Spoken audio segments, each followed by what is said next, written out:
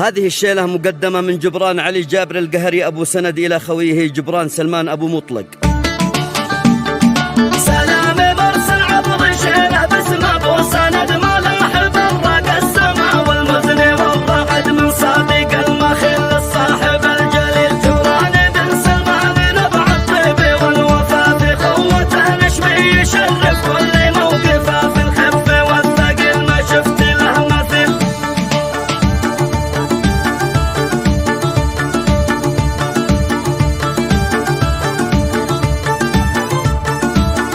سلام مرسل عبر شيله باسم ابو سند ملاحب الرق السماء والمزن والرعد من صادق المخل الصاحب الجليل جبران بن سلمان نبع الطيب والوفاء في خوته نشمي يشرف كل موقفه في الخف والثقيل ما شفت له مثل. سلام مرسل عبر شيله باسم ابو سند ملاحب الرق السماء والمزن والرعد من صادق المخل الصاحب الجليل جبران بن سلمان نبع الطيب والوفاء في خوته نشمي يشرف كل موقفه في الخف والثقيل ما شفت له مثل.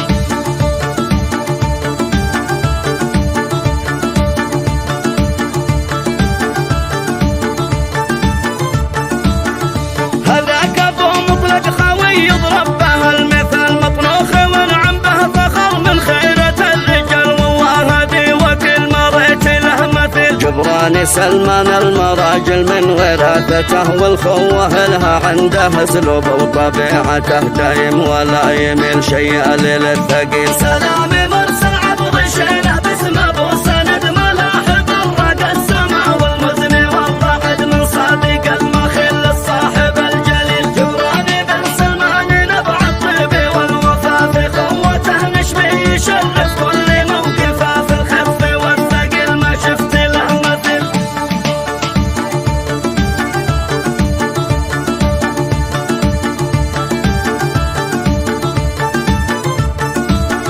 ما شفت مثله في النوايب ساعة اللزوم دايم على المرقاب مثل الصقر ديحهم كالطب للعليل في وقتنا المهم. يا حي ابو مطلق وصيته عانق النجوم لا من زهمته قال لي ابشر ويحتزم يا سيفان الصقيل بعزوم ما يمل. وابو سند عندك وتبشر خوته السند لا من زهمته جاك ويسابق صدر رعد في السهل والنقل بالوافيه نكل. والمعذرة حقك يفوق القافي والشعر يا محزمي والنعم بك يا وافي الشبر يا المعدن الأصيل بالفعل والدليل.